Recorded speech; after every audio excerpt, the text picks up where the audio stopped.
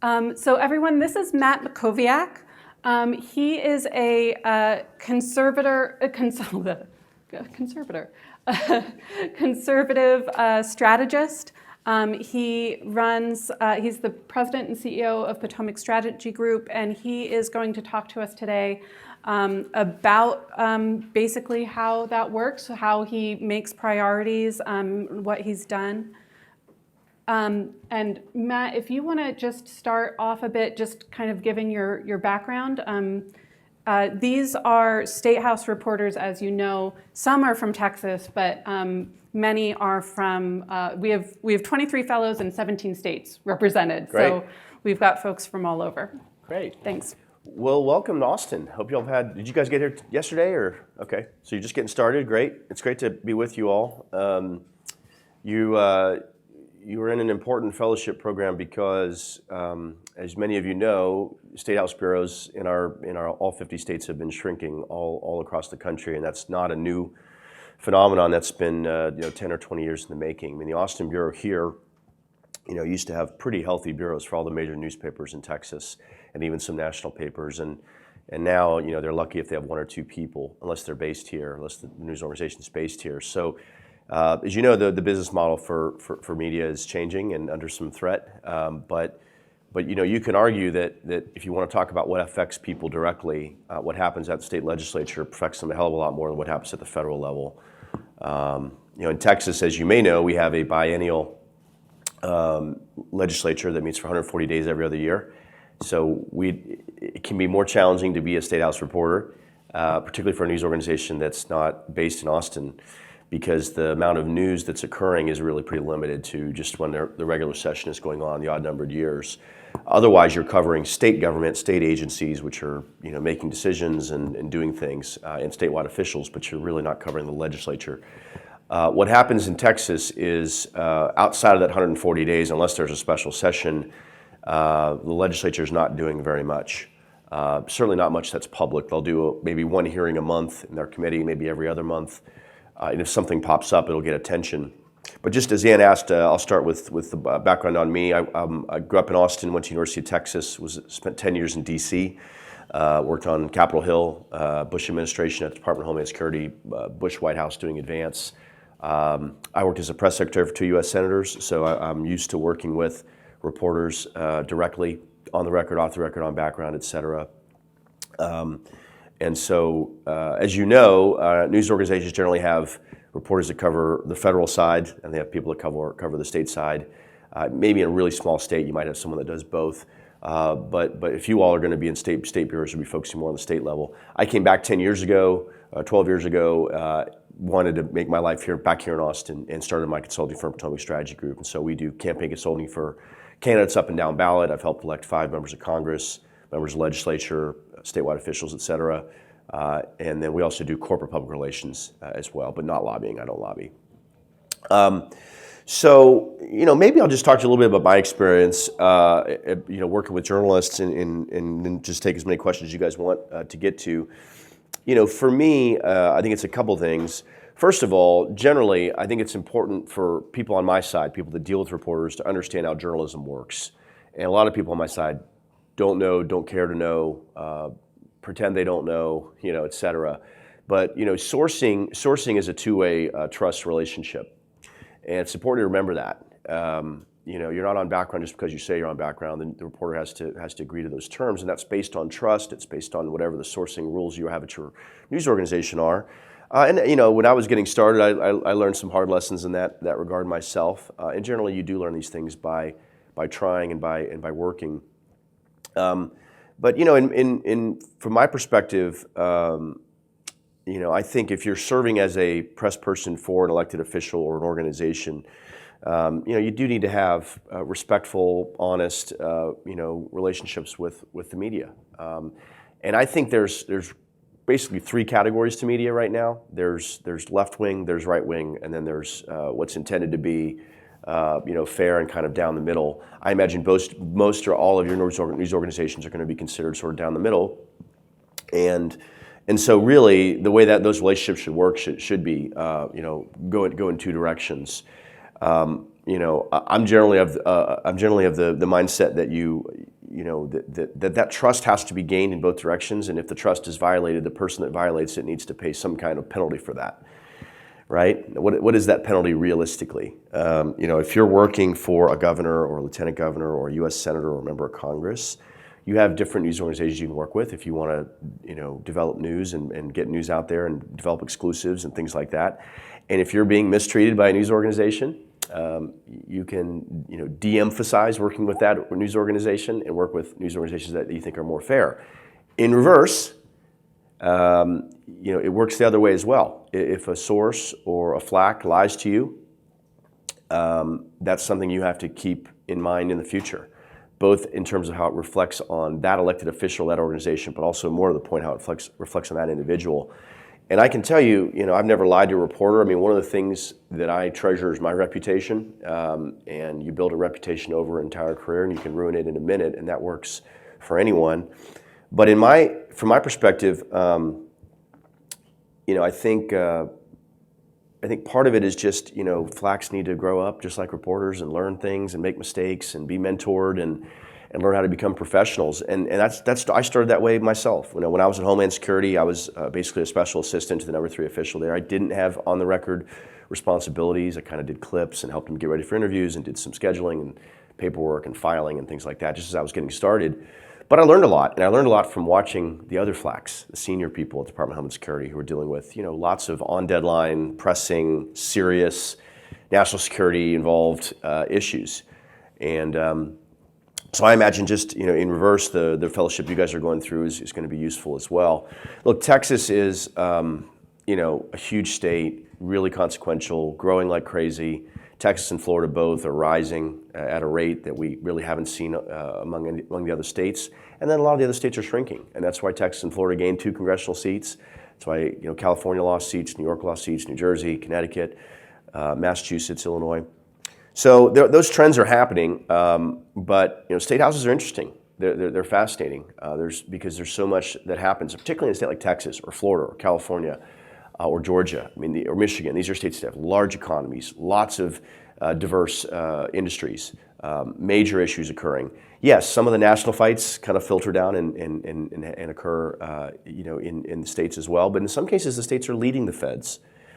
Right, you could see that maybe on daily fantasy sports, right, for example, or perhaps with marijuana legalization.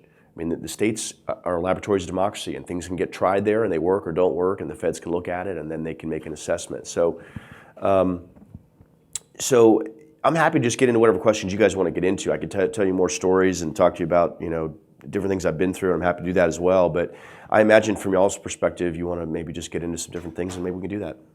When you're working with a candidate or a PAC, how do you decide what issues or what angles on those issues are going to motivate voters, going to motivate the public? Yeah, so look, any campaign that is being run professionally is basing their decisions on data. And if you're not doing that, then you're not really serious. You can have instincts, you can have intuition, you can have ideology, you can have all those things, and those things are necessary to get started.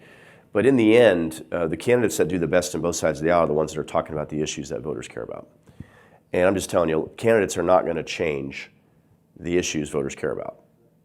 Voters care about issues based on what affects their lives, number one, and number two, what's in the news, because those are the things they see. And certainly digital and social media has affected that. People are seeing things now maybe they weren't seeing before because it's a different platform. It's kind of more democratized in a way, but in the end, one of the things I do as a consultant is I'm very big on the due diligence phase. I tell most candidates who come talk to me, you should not run. And it's not because I'm mean, although I don't mind being mean or being blunt. It's because I don't want to see good people who have no chance to be successful sacrifice so much personally, financially, socially, and professionally to bang their head against the wall and not be successful. And so you have to have a constituency. You have to have a series of issues that are going to work with the electorate where you're running. You have to have an ability to raise money, and you have to have an ability to communicate your message and get your message out there. And if you don't have those things, I don't care who you are, you're not going to be successful in politics. Look, running for office has honestly never been less appealing than it is right now. I'm astounded people want to do it, particularly when it comes to Congress. Congress has never been worse. The Senate's never been worse. The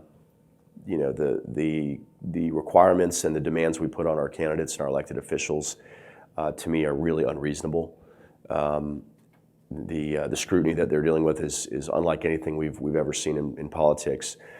And so, unfortunately, when it's really unappealing, what that does is it attracts people that want to run for the wrong reasons. Because most normal people, business people, community leaders, look at it and they say, well, what do I have to sacrifice and what can I actually do? And that equation is really out of whack right now. And so what it's doing is it's attracting people that want to be somebody rather than do something. And so I obviously don't work with people like that. I want to work with good people who will be good public officials who will make a difference. That's my only criteria for me personally. And then I add to that it is hard, and because I am trying to make money and pay bills and all of that, I don't work with people I don't think can win. Doesn't mean I only work with guaranteed winners. There's no such thing as a guaranteed winner in a campaign anyway. But I do take electability into consideration. And when I started, I was taking a lot of long shots the way people do when they get started. But I don't do that anymore. I really do want to make sure they have a chance to win. And so one of the things I do that makes me a little different is I incentivize myself pretty significantly. I make win bonuses as a pretty big part of the overall compensation that I take. That makes me invested with the candidate. Their success is my success. And part of how you succeed in my business is you get people elected and then you work with them over their careers. And so that's part of how I approach it. Thanks for being here. Oh, Andy Chow with Ohio Public Radio State House News Bureau. Do you run any 501c4s, and what are the financial disclosure laws like here? Yeah, good question. So I run C3s, C4. I mean, these days, if you're a decent consultant, those kind of entities offer you a lot of advantages compared to just running campaigns. Every state's different, and Texas had. Let me talk about campaigns first. And I'll get to the organization. So on the campaign side, on the candidate side, we have no limits in Texas, and you can give corporate money in Texas. Everything's disclosed in terms of campaigns directly, right? So what that does is at the state level, it's actually a tremendous disincentive to have outside groups. Right, states and cities that have limits is one of the reasons why you need outside groups to get around those limits to raise more significant amounts of money. So on the state side, I'm trying to think if I have anything active. I don't think I have anything active that's an outside group in the state. I do have a PAC called Save Austin Now that's nonpartisan that focuses here in Austin on local issues, and then I've had a super PAC for a long time called Fight for Tomorrow that I use in different circumstances for different races all over the country. I haven't done it in a few years, but I've been involved in some U.S. Senate races and congressional races and things. But those groups are governed by the FEC.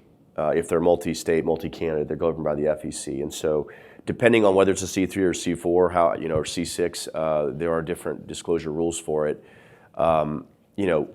Certain types of 501 organizations can do direct engagement with voters and for and against candidates. Others can only do issues in education. The issues in education ones have much more lax disclosure requirements. The ones that do vote for or vote against a specific candidate have pretty specific disclosure. So, you have to understand what those things are, and there are advantages to different types of entities. One of the things I wouldn't minimize, I would encourage you not to minimize, and we all want donors to be disclosed, but there is a very real risk to someone. I see this more on my side of the aisle as a Republican, but there is a very real risk to people supporting causes that are considered conservative and having potential blowback, right? And so it is one of the what I think the reasons to consider, accepting or understanding more lax disclosure, because blowback is a real thing on the right. And I'll be honest with you, I'd be curious if you have an example off the top of your head of a person that gave money to a left-wing organization and had that affect their reputation or their business or their career. It's pretty hard to remember. There have been numerous examples of that just in the last few years on the right. And so sometimes I'm in favor of disclosing everything. I think there should be no limits on anything. Everything should be disclosed. Somebody wants to give somebody $1 million, then that becomes an issue in the campaign. But I do think this blowback issue is very real. I mean, there was the guy that started Mozilla Firefox who gave money to one of the propositions in California. I forget if it was gay marriage or which one it was about, and he was drummed out of leading the company he founded. I don't know if that's really what we want either. Question? Jasper Share with the Houston Chronicle. We've talked a few times. Hey man, how you doing? We've been talking the last day or so about how the Republican leaders in Texas, especially, and probably some of the other states here, Governor Abbott, Dan Patrick, don't talk to the media as much as they would have even maybe a few or several years ago. And I'm kind of interested in your perspective as someone who advises Republican candidates on communication strategies, including when to talk to the media, just kind of how to deal with that, reality, I guess. And, I don't know if this is appropriate, but like ways you would see as fair to cover those candidates in those situations where they're, just simply not getting back to us, if that makes sense. Yeah, look, it's a great point. And, different states, different markets are going to have these kind of challenges compared to others. From my standpoint, Texas is so large that if you're a statewide elected official and you're not talking to the media, I think it's a mistake. Now, I will say for Lieutenant Governor, our Attorney General, Ken Paxton, and our Governor, I think from their perspective, they feel like the media is on the other team, and engaging with the media generally in Texas is net unhelpful. And it could be they feel like, look, we're in good shape. It's going to be a good year, presumably, and we can get our message out through email and social media and all the other things that we do, and they may feel like that's enough. The advice I would give to you all is, as long as you are truly fair, then you should be able to establish a relationship with almost any elected official and their team. And if that's not happening, I'm not saying it's your fault. It maybe they have a perception, or maybe they have a tactic they're looking at. Our governor, for example, his consultant Dave Carney, made a big show in, I don't remember what year that was, 2010 or 2006, wherever it was. They did he was helping Rick Perry at the time. They didn't do any ed boards. The first governor candidate in history of Texas not to do one ed board. And look, I'll admit it. I mean, I think ed boards can take up a lot of time. You can imagine Texas has 21 media markets with at least one local television station and one daily newspaper. Now, over a 6-month or 12-month period, you're going to probably be in all 21 of those markets if you're a decent statewide elected official, and spending 30 minutes at the local newspaper shouldn't be too much to ask. On the other hand, I think there was only one newspaper in Texas that endorsed Trump in 2020. I have to think. So from their perspective, they're kind of looking at it like risk versus reward. What's the real upside? I think, the advice I would give you all, particularly if you're dealing with that kind of situation like Jasper describes, just because the press secretary of the governor doesn't get back to you, or the spokesperson for the governor's campaign doesn't get back to you, that doesn't mean that's the end of the reporting that you can do. Now, yes, you're going to say, Abbott spokesman Mark Miner declined comment, but you can still go in and around their orbit, right? And get commentary and feedback and analysis from people that know more, who may not be limited by whatever limitations that office or that official is putting in place. Former campaign managers, donors to that person, people who served in executive offices, former chief of staff, former spokesperson. If you can't get to the governor, go to the state party. The state party probably wants to have their name out there. There's a lot of different ways you can do it, and that's true on both sides of the aisle. I know generally the Democratic elected officials are more likely to work directly with media maybe than Republicans are, but I think, Jasper, the last thing I'd say on that is, if you are consistently running up against this problem, I would encourage you to consider trying to get with either your direct contact or that person's boss, and just try to open a line of communication and understand, what's the issue? How can we work together? We got to cover this race for the next 6 months. We need to have some level of trust. Do you have specific things you're frustrated about? What are they? Let me go find out what they are, and let's talk about them. It's almost like a relationship in your life. If something's dysfunctional, you got to address whatever the issue is and figure out how you can move forward. And if you can't move forward with that person or that flack or that official, you got to find another way to still kind of try to get their perspective or their team's perspective in there. Because, a story that's real negative about an elected official that just says a declined comment, that really does, it's going to appear one-sided. Even if you made it a good faith effort to not make it appear one-sided, this is part of how I think we get to a place where people are starting to have less and less confidence in the media broadly. is they start to see agendas in what's being done, and if it feels like it's one-sided, even if the opportunity was presented and it was presented fairly, you may be unintentionally doing damage to the perception people have of the industry overall, and that's just something I think obviously you want to avoid. Hi, Meredith Newman. I'm a reporter in Wilmington, Delaware with the News Journal. I'm curious if you can provide insight into media training for candidates and politicians that you work with. And I'm from a small local paper. I'm curious if there's any value in candidates talking to local papers besides, like, yes, journalism is important, but like logistically, is there value in setting up an interview with a local reporter when you can just go on Facebook and, have a huge audience instantly from there? Yeah, I mean, it's funny. I mean, one of the things with Save Austin Now last year, when we did our homeless camping ban campaign in May and was successful, we did a pretty aggressive, well-funded, highly sophisticated digital campaign, most sophisticated I've ever been directly involved in. And we found that even though Austin is very digitally connected and it's very college educated and people have mobile devices, this is a ground zero market for seeing how legacy news organizations can make digital succeed. In spite of that, it's challenging here. Statesman on the digital side is not succeeding.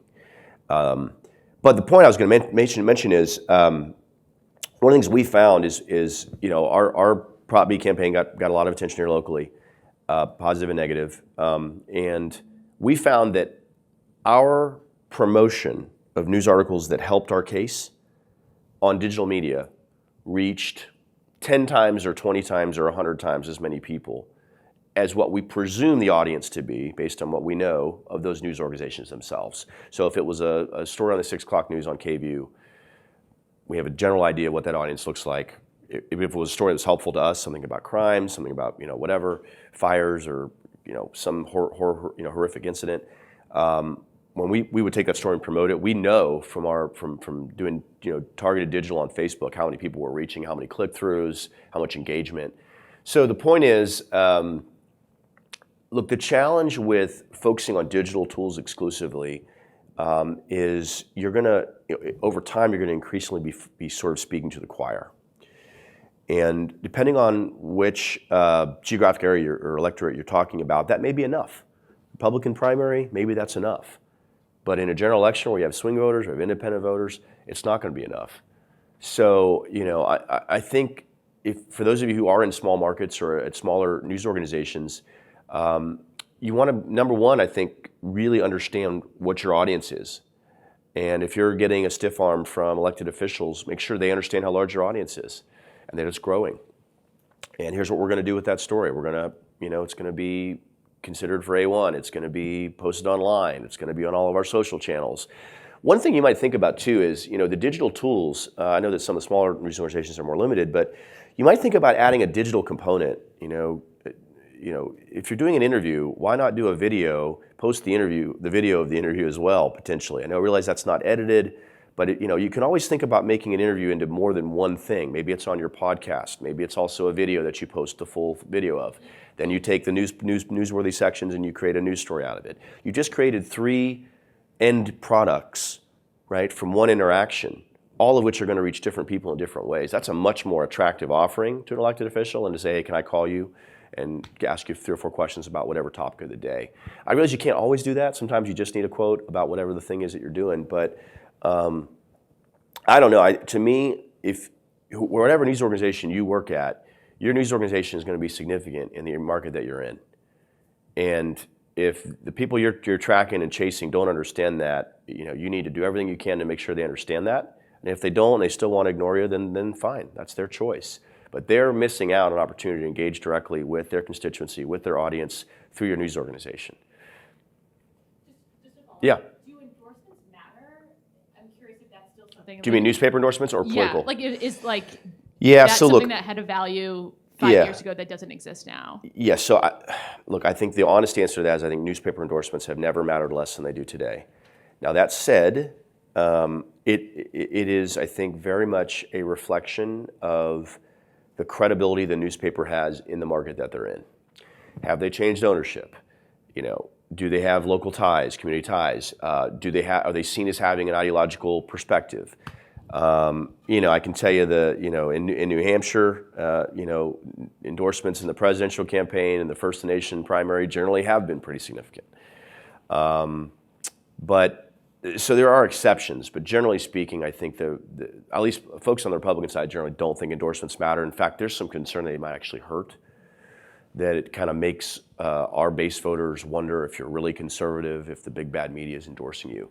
So that's, I don't know. We may be going to a time here, not before too long, before newspapers stop endorsing candidates altogether. First of all, it's a huge time suck. Second of all, they get almost nothing out of it except headaches. And third of all, there's a huge question as to whether it makes any difference at all. And so, I mean, you all know, ed boards used to have 5 or 6 people. Now they got maybe 1, maybe 2.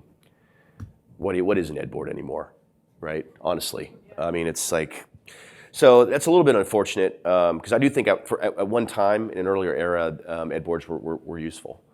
And when I was working for Kay Bailey and others, I mean, I would always encourage them to do them. I think if you have good substance, if you have a real agenda, and if you have true accomplishments, ed boards are positive. If you're a Twitter elected official, on either side of the aisle, ed boards are not helpful because what they're going to do is they're going to basically reveal how shallow your knowledge base is, how shallow your accomplishment record is. And generally, ed boards have intelligent people asking thoughtful, serious, dry questions. And some elected officials can handle that, and a lot of them can't. Hi, my name is Ricardo Lopez. I'm a political reporter in Minnesota for the Minnesota Reformer. So I had a question around sort of the messaging that's coming out of sort of Republican side and, sort of comparing it with Democratic side. But I think one thing I've noticed, because I covered politics before Donald Trump ran for president and, kind of noticed a shift in just sort of, questioning basic facts. Even now, I think even since Trump has left office, there are really strong Republican talking points on things like, violent or high crime in Minnesota, for instance, is one. But then when you sort of rebut that with, something that sort of points holes in the facts that they're presenting, it's just a very different dynamic now I'm seeing. And I'm curious if you have any thoughts on why we might be seeing that, and what is your advice to whether it's candidates or parties or whatnot, like when you're trying to sort of make emotion-based arguments around violent crime and schools and things like that, like do facts get in the way? Yeah, that's a good question. Look, there's been a trend over the last, let's call it 10 years. We've entered into a more tribalistic era in the country. I also think we're moving more towards a British model on media. Media organizations are generally moving to the sides. It's becoming more and more common. And I think the reason for that is sort of the business model of being the down the middle local newspaper, down the middle news station is increasingly at risk. And so you're starting to see more and more news organizations that pop up that are more on each side. I think the other factor here is, digital media and social media have allowed people to share a lot of information and memes and things like that are generally not edited, not reviewed by someone, hard to get taken down if they're not true. I have shared false information on my Twitter account, unintentionally, and even if you delete it, people screen grab it and post it, and it goes all over the world. I had this experience in the 2020 election. I'm trying to remember what happened. Something about overnight, the first night or the second night, something about Michigan, I forget. There was some vote change that looked bad for a little while, and I think I posted about it. And it was probably my biggest tweet ever. And within 30 minutes, it became clear that it was a human error, and it was a documented human error in this one county in Michigan. I forget the specifics of it, but I feel terrible that I, in any way contributed to sharing false information. But I think the bigger point is we have people in our country on both sides who just want to receive information they agree with. And the unfortunate thing about that is they're not learning anything. And I don't know what we do about that. That's a bigger problem we're probably not going to be able to solve today, or even maybe thoughtfully even address today. All I can say is the most important thing, I think, is We need to have a truly independent, trusted, professional journalism industry. And I'll get on the soapbox for a minute here. One of the things that does frustrate me is generally when you see incidents where journalistic bias is in place, it's always in one direction. You almost never see a news story give the benefit of the doubt to Republican or conservative, or put a story forward that they thought was true that turns out to be false that benefits a Republican or conservative. If anything, it's always the other side. And so I think for people on my side of the aisle, they see that and they think, okay, once is an occurrence, twice is a trend, right? And so when this gets to the questions we're talking about before about, what do you do with elected officials that won't engage? What if they won't do ed boards? What if they won't get back to you? It's all connected. And the frustrating thing is, and I imagine it's very frustrating for individual journalists, is that you all pay the cost of mistakes or perceptions that the industry creates, right? Some reporter, someplace, somewhere does something that may not be truly ethical. And unfortunately, a lot of people kind of apply that to everyone in media, everyone in legacy media. I think to your question about crime and education, obviously we have to get down to what's actually happening. And I think sometimes we make it more complicated than it needs to be. Who, what, where, when, why, and how. I mean, literally, if you just wake up in the morning and say, what should I cover today? And when you get assigned your story, you just get to the basics. It doesn't need to be, flowery language, and deep analysis, and all kinds of different angles. Part of how I think we restore trust in journalism is really by just presenting truly independent information that is verified. And I think to a large extent, the last decade or so, media at the national level has kind of gotten away from that basic, almost wire level reporting and gotten into sort of more narrative and more agenda and sweeping information and things like that. And so, look, I understand your point. I will say on the issue you raise, I mean, I've literally been in the middle of all of this because, we have believed that in Austin, the homeless camping ordinance, which was put in place in June of 2019, combined with defund the police, which took place a year later, which cut our police budget by $150 million for 1 year, combined in a way that has affected crime and tourism and public safety and public health. And I get challenged on the things we say all the time. Well, crime's going up everywhere. Well, no, it's not. It's going up in a lot of places. It's not going up everywhere. Violent crime's down in Dallas. It's down in Miami. It's down in Nashville. Those cities didn't defund their police. So, I get it. These issues are complex. People want to make points in one sentence here or there, and they fudge the details a little bit to achieve whatever they're trying to achieve. I can tell you for Austin, I mean, we doubled our all-time homicide record last year, and through the first 2 months of the year, we're on pace to break that record. So am I saying that one decision or one person is solely responsible for that? No. But I'm saying we had to do something about it, We want to keep setting murder records every year? I mean, who wants to live in a place like that? So hopefully that answers your question. Yes, ma'am. What are some of the things that, if any, have changed your mind when advising candidates or campaigns? Like, hey, you should talk to this reporter, given any preconceived notions about where they work or... Yeah, look, I think first of all, it depends on the race and the situation, but number one, I start by saying, okay, who's going to cover this race the most? And if it's a congressional race, it may only be one or two news organizations in that district. If it's a statewide race, it's larger number of people. But generally, you're talking about a pretty small number of people that are covering a specific race on a regular basis. Even the governor's race in Texas, there's 4 or 5 people, maybe 6 people that are covering it with more than one reported story a week, generally. Right? So the universe of people you're talking about that are really engaged on a regular basis, following it closely, working it all the time, developing sources is going to be pretty limited. But so for me, it's number one, who's covering whatever it is I care about, and we got to obviously have at least a working relationship there. And then second, it's going to be, can we trust the organization and the person that we're working with? Doesn't mean we have to be friends. Doesn't mean we have to all agree on everything. I don't ask for reporters we work with to agree with our candidate. I mean, that's not realistic.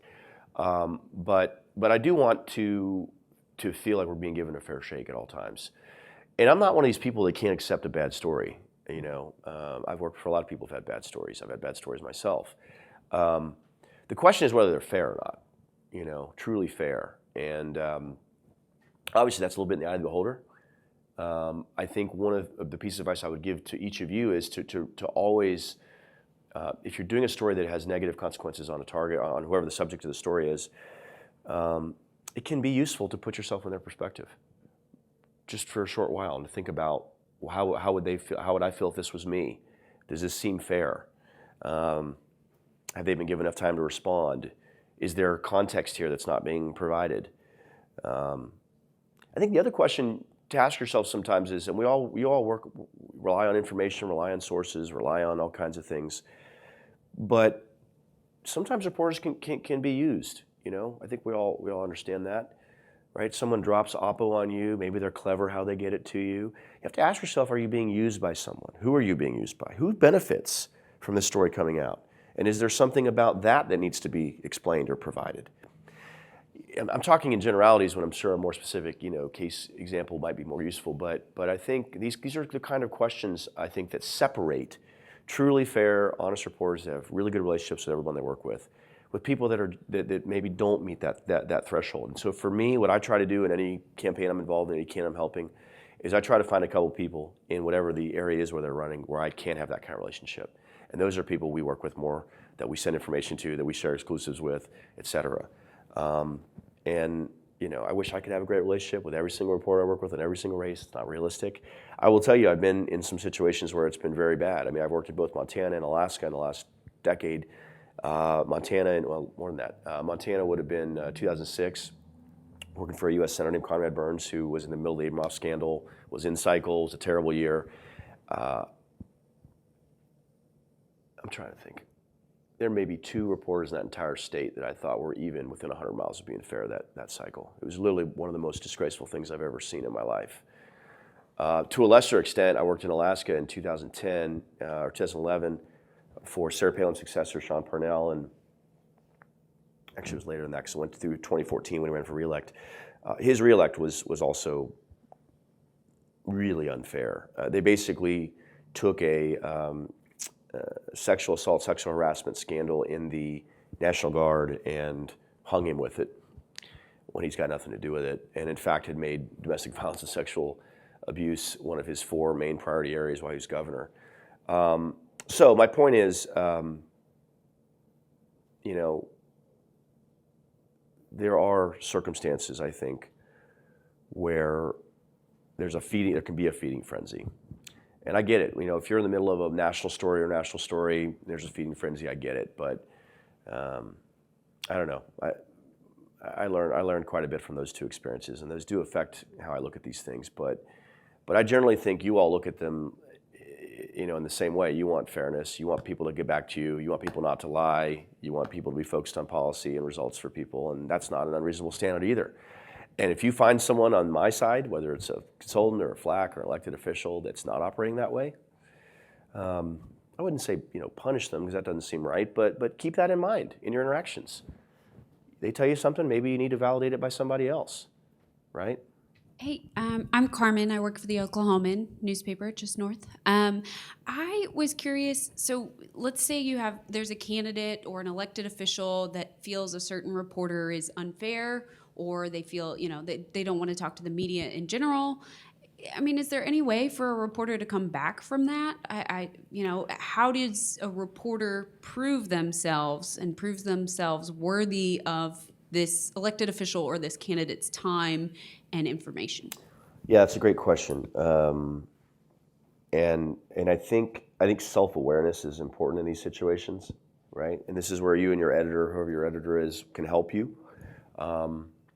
But part of it is it's useful to understand what their complaints are, and don't get kind of reactive about it. What are your concerns and what are your complaints? Let me at least understand what they are.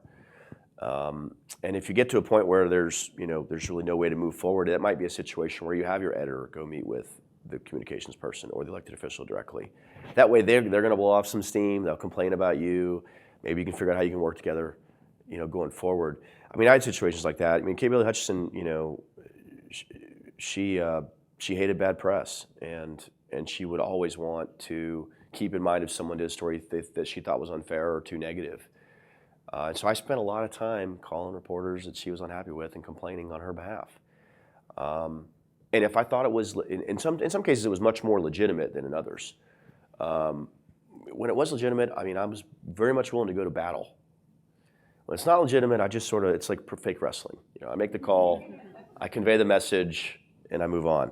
So for you, I think part of it is, number one, I think demonstrating seriousness and substance and knowledge about what they're doing will always set you apart. And so I think this should be important no matter what, but if you do have a bad relationship with someone that you're covering, one thing to think about is maybe to try to do a story on something that they've done that you haven't done before, a policy initiative, an announcement, just a straight news story on something might begin to start the relationship again, Yeah, I think the other thing to be mindful of is if all you're doing is calling and asking for a comment about, when they stop beating their wife or whatever, right? If it's just all the calls are negative, that is going to wear them down. And it's going to feel to them like you're playing for the other team. That doesn't mean you can't call with a question about a negative story. Sometimes that's what you have to do. Sometimes that's what the job is. And sometimes they deserve it, right? But I think that self-awareness of, let's look at everything I've covered about this person. And it may be that sometimes this is what happens. Sometimes they remember the one negative story, they don't remember all the others, right? And so if you get to a point where you can't break the logjam and rebuild the relationship, you ask to sit down and you come prepared. Here are the last 10 stories I did. 6 of them were on announcements you all made. 2 of them were on politics. 1 of them was a bad story about something. What's the issue here? That's 1 out of 9. Or whatever it is, So I think sometimes it's that they have a perception that things are far worse and far more negative and far more unfair than they really are. But sometimes the perception's correct too.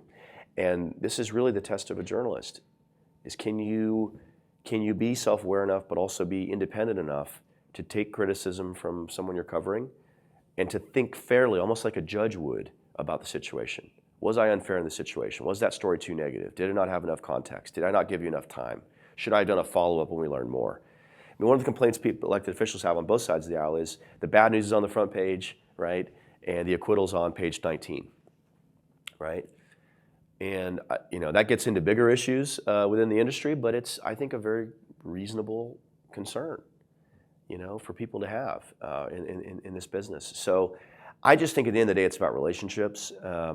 And you shouldn't be friends with people you cover, but you should have working relationships with them. You should be checking in with them. One of the things that the best DC bureau reporters did when I was in DC is they would check in with the flags for the people they represent, even if they didn't need anything. What's going on this week? Call Monday 11 a.m. What's going on this week? Oh, you have a hearing on Thursday? Oh, you're bringing someone from the district in? Great. Did you know that if you hadn't called? No, you would have had to have seen it somewhere or somebody flag it for you or whatever. You know what I mean? So if you're just calling in and say, hey, do you have a comment about when you stop beating your wife? That's going to wear them down. If it's just checking in from time to time, number one, it's going to give you story ideas. Number two, it's going to begin to create a relationship that goes in both directions. Hi, I'm Megan with Denver 7. I'm curious what, in your opinion, fair coverage looks like, and a couple of points kind of off of that. One, I have seen and taken some flack for, at times it feels like I'm covering almost 3 parties with the way that the Republican Party is split. I'll talk to the Democrats, I'll talk to the Republicans, and then some on the further right, because our leadership is more moderate, don't feel like I covered their side of it. Yeah. And then the other kind of perspective of that is this difference between reporting and stenography, which I think is a misconception among some that haven't had some of that proper media training. So I'm just kind of curious what you think fair coverage is and how we can avoid, some of the pitfalls that we fall into. That's a great question. I would say that fairness is in the eye of the beholder a little bit, right? And what you all have learned through your training and coming up in your careers, people who aren't in journalism don't have that training, and so sometimes sort of people will look at news coverage in a very two-dimensional way, and they'll say, look, if it's bad for me, it's unfair. If it's bad for my guy, it's unfair. And I think part of it is, well, what was unfair about it? You know, I mean, it's okay for you to challenge someone who's arguing that what you've done or what your news organization's done is unfair. It's also okay for you to admit your news organization's made a mistake. I mean, this is, to me, one of the things that concerns me about CNN over the last year. I used to love and revere CNN as a news organization. It has moved to basically be a carbon copy of MSNBC from people on my side standpoint. And I think they've really jeopardized and threatened their own, you know, reputation as a news organization built up over 25 years.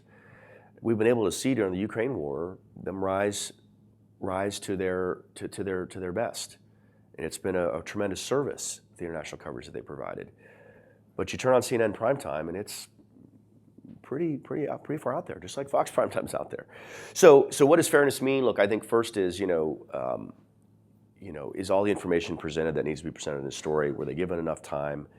I know what you mean on the Republican versus sort of the, whatever you want to call it, the Trump wing or whatever, the base.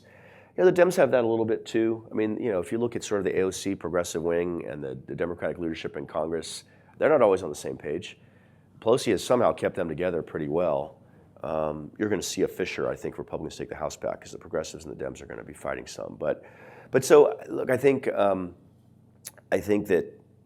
fairness is it's a journey you're always on. It's not a destination. You never reach it. You should strive for it. And I think part of journalism is understanding why people don't think what you did was fair. Wouldn't you rather know? And you could spend all your time engaging critics on Twitter, and obviously there's a cost-benefit analysis there. But for people you're covering, you know, engaging with them directly and asking them what's unfair, you may be able to change their mind. Just because you didn't like a story doesn't mean it's unfair. On the stenography point, you know, that's a great point too. You know, I think people on my side of the aisle generally look at the media and think they're stenographers for the Dems and they're critics for Republicans. You know, that's overstated, obviously, but sometimes your job is to just cover what was said. You know, if a governor of some state is making a major announcement on a public health thing related to COVID, you may not need to overdo it. You know, what'd they say? What does it mean? What does the health director say? Go get a hospital CEO. Print. You know, like maybe that's all you need to do that day on that one thing. You don't need to necessarily overdo it. Sometimes the news is the news, and that's all there is. Generally, though, I think I think more context, more analysis. I'll give you one last thing I'll say, which is just a thing that bothers me. The laziest thing in journalism is experts say. And I bet you've all done it. Or your news organization certainly has. That's okay. Sometimes, you know, your time crunch or whatever. I don't care what experts say. I care what one expert says. Who is he or she? Who do they work for? Who funds them? That sometimes we leave that piece out, you know. And so, you know, it's up to you.